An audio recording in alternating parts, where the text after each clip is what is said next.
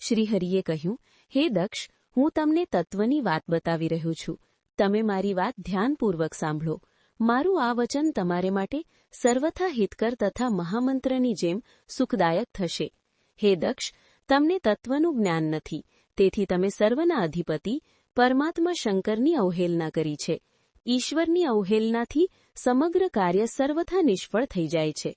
કેવળ એટલું જ નહીં, ડગલેને પગલે વિપત્તિઓ પણ આવે છે. જ્યાં અપૂજ્ય પુરુષોની પૂજા થાય અને પૂજનીય પુરુષની પૂજા ન થાય, ત્યાં દરિદ્રતા, મૃત્યુ અને ભય, આ 3 પ્રકારના સંકટ અવશ્ય પેદા થાય છે. એટલા માટે સંપૂર્ણ પ્રયત્નથી તમારે ભગવાન વૃષભધ્વજનું સન્માન કરવું જોઈએ. મહેશ્વરનું અપમાન કરવાથી જ તમને મહાન ભય ઉપસ્થિત થયો છે. અમે બધા લોકો પ્રભુ હોવા છતાં પણ આજે તમારી દુર્નીતિને કારણે જે સંકટ આવ્યું છે એને ટાળવામાં સમર્થ નથી. આ હું તમને સાચી વાત કહું છું.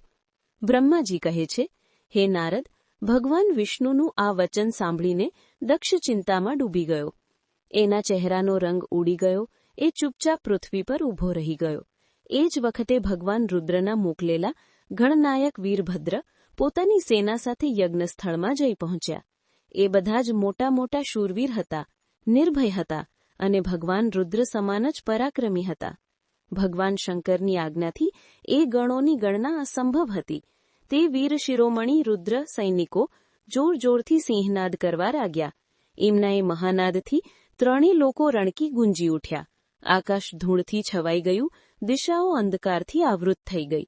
7 દ્વીપોથી યુક્ત પૃથ્વી અત્યંત ભયથી વ્યાકુળ થઈ. પર્વતો વન અને કાનનો સહિત કંપવા લાગી તથા સંપૂર્ણ સમુદ્રોમાં ભરતી આવવા લાગી. આ રીતે સમસ્ત લોકોનો વિનાશ કરવામાં સમર્થ એ વિશાળ સેનાને જોઈને સમસ્ત દેવતા વગેરે ચકિત થઈ ગયા. સેનાના ઉદ્યોગ, ખંત, ઉત્સાહને જોઈને દક્ષના મુખમાંથી રક્તસ્રાવ થવા લાગ્યો.